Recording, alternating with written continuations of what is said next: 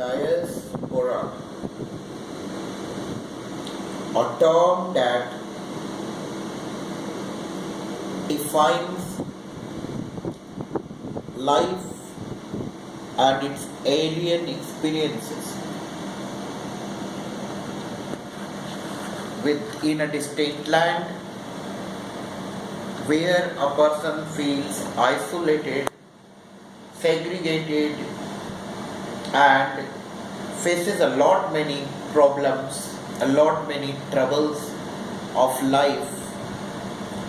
That sense of isolation and alienation, sense of insecurity, it defines his life. And virtually that becomes the quality of a literature in diaspora. While talking about diaspora, we find that basically this term was used for Jewish experiences. Movement of Jews in non-Jewish community, in the non-Jewish areas, and their experiences. Probably it has been such a tough experience and faced by them that the term became very popular. Diasporic concerns. The whole diaspora is having its own problematic discussions, its own, you can say, treasure house of Pandora's box, having a lot many trouble, a lot many experiences, a lot many challenges where isolation is predominant, insecurity is predominant. Immediately when we talk about diasporic experiences, may it be Jhupalahari is the namesake, the film study also as well as the text. We had ample of experiences that what to do in an alien country when you are going through the reverse situation. People travel in the quest of better life. They move because of certain situational demand. May it be natural calamity, may it be some accidental backgrounds, but they travel from one place to another, and that traveling sometimes becomes their destiny. And then they had to spend the rest of their life in a distant land. In the same sequence, there came a concept of double diaspora. When a person started roaming from one country to another and again from another country to the other person, other areas, other inhabitant. So he had to face a different set of problems, a different set of mindset. As the seed dispersal very terminology, it talks about like life transplanted from one place to another planet, another part of the planet, and from that place to another part of the globe. This transplantation many a times requires a lot of nurturing, a lot of fertility, a lot of support, a lot of, you can say, a lot of help is required. But helplessness emerged for the person who is changing their settlement and getting transplanted from one place to another. In double diaspora, like for a person who spent 10 years of his life in his native country, he left and traveled to the another country, then third country, moving to the third country, he is facing from a double sort of diaspora. how to settle down, how to manage life, sometimes it becomes very critical. Here I would like to give one more dimension of a diaspora.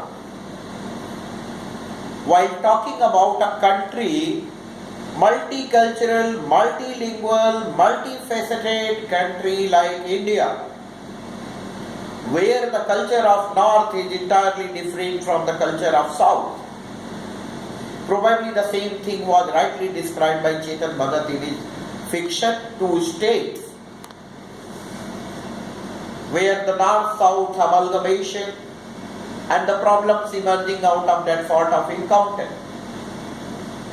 It makes us feel that India is not a nation. Rather, it is nations within a nation. I repeat it. India is not a nation. It is nations within a nation. Why is it so if I say so? What could be the reason behind this statement? Food habits, culture, sense of dressing, cultural roots, origin, their habits are entirely different, and sometimes that cultural amalgamation and in an attempt to project this as one nation, it becomes quite difficult for a person to survive. And I hereby would wish to term it as inland diaspora. That experiences when an Indian is facing inside the other India, inside the boundary of the country, and but having altogether different experiences, like moving from the area streets of Darjeeling, moving from the streets of Assam, moving to the streets of Manipur. That seven sisters, they all are having entirely different culture. Sometimes Manipur people, they feel correlated with Koreans by telling that they are Korean Mongolian breed, and they try to preserve their own culture, their own habits. No doubt, ideologically we tell that from Kashmir to Kanyakumari, India is one. But does this land share same sentiment of nationality and lifestyle? That lifestyle is full with a lot many challenges. When the differences surface, like Hindi, non-Hindi, Marathi, non-Marathi, Gujarati, non-Gujarati, and hill areas and plain areas, and people start clashing over there, that nation itself becomes a nation within nations within a nation, and the spark of inland diaspora comes over. Many a times people lose their life. It causes the life threat. It causes the culture shock. It causes the behavioral mismatch, cultural mismatch.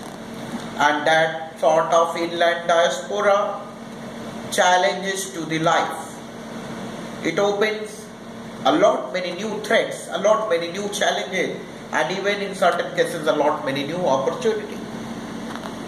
When rigidity is emerged, like only Marathi speaking people will be welcome in Maharashtra for working there and surviving there, or even Punjabi speaking people, or even you can say Assamese speaking people, and sometime like when language based discrimination, Bengali non-Bengali, Bihari non-Bihari, what is this? This is inland diaspora, whatsoever you may call it, whatsoever you may feel it, but this is the fit term for inland inland diaspora. Later on, because of its cultural diversity, sometimes people talk like Desha mein Desh Haryana Jiddu Daida Khana.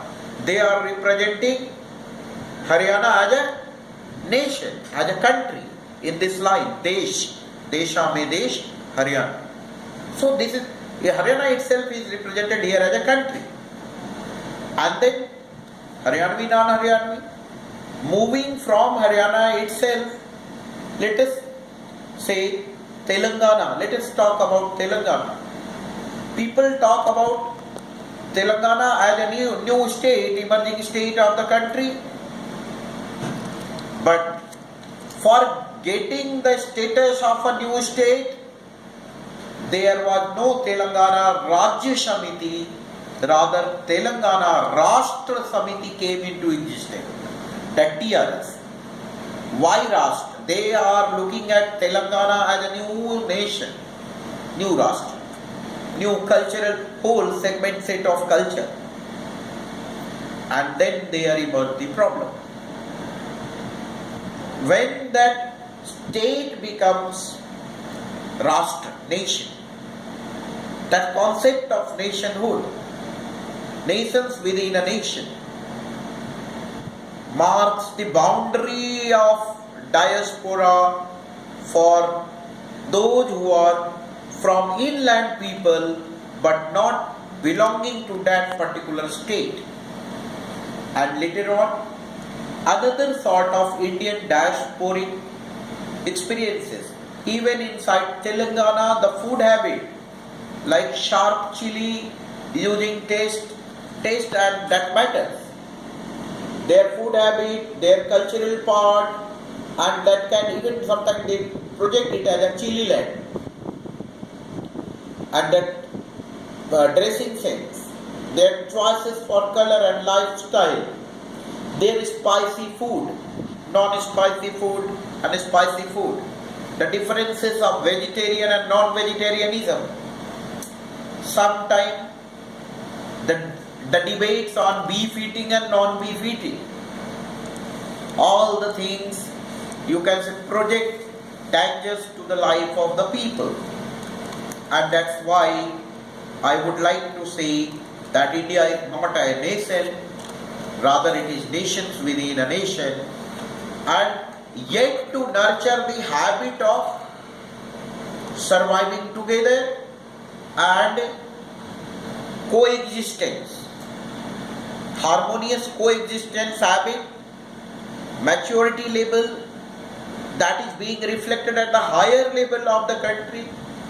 Some fertile mind people, they are projecting, they are tiring hard, they are working hard for the unity of the India. Such efforts are supposed to be made. But here at the diasporic experiences are concerned, when India and Pakistan were separated, the borderland areas like Punjabi people, they faced a lot. Even sometime in so many operations, when military operations, invasions, or even dangas, where people are selectively targeted, either caste base or creed base. When that selective targets and threat to the life surfaces in the area, really diaspora becomes live, and that inland diaspora really becomes, you can say, rigid and faces threat to human being. Another concept that I wish to highlight here while talking about inland diaspora of this nation, that is, let us talk and think about our women. Gender-based diaspora. When you look at it, you will notice that women are a different gender territory and a male are different gender territory. And where power lies with men, boundary, women are always under threat. They are nurtured from their birth only. I would like to quote here the quotation by Urvashi Butalia, that Urvashi Butalia said, The moment the doctor says it is a girl, the moment, I repeat, the moment the doctor says it is a girl, a struggle begins. For survival, for existence, for not need letting her cut into the sizes. So gender itself is a territory boundary, and in India from the very birth it is reality that was accepted by Amartya Sen as well. When Amartya Sen talks about 7 types of gender inequality existing in India, when we saw Amira struggling in the Rajasthan, when we saw some other ladies struggling in Indian boundaries for their existence, survival, we found that a diaspora begins there also, like a boundary of male domain, invisible boundary of male domain, and invisible boundary of female domain. We can look at it as a country. And then, since the very beginning of the life, very beginning of the birth, a girl has to face. And she was nurtured the way that her parents' home is not real home. She has to go and she has to survive in some other home. Very popularly spoken slogan in India for a girl, Paraya Dhan, Beti Paraya Dhan. And people nurture the girl that way, and the day she is matured, they think that if she crosses the boundary of her parents and enters into the boundary threshold of her in-laws, people think that their responsibility is over. Now she should live happily in her in-laws house. पिता के घर से बेटी की डोली और पति के घर से बेटी की आरती निकलती. This concept, that concept that palanquin should go from the house of the father and pyre should come from the house of the husband. This concept and the departure of the daughter to the house of groom begins another diasporic experience. Nobody knows. She is uncertain, thrown to the uncertainty. In the same way, a person is thrown to the uncertainty in diasporic experiences in an alien country. In the same way, Indian daughters-in-law are exposed to uncertain situation where they are supposed to face so many unknown situations, and what is going to be next moment is uncertain, undecided. Whether they will welcome her or they will throw her out, whether they will burn her for dowry or they will make her the owner of the house, whether she will be, and at a time not only that, if in case by the destiny stroke she becomes a widow, again that her situation are pathetic, made pathetic even by the society. She will be not welcomed even in her parents' house and even in the house of her in-laws. Both the places are unwelcoming, equally unwelcoming for her. So where is her boundary? She is trying to define matrix.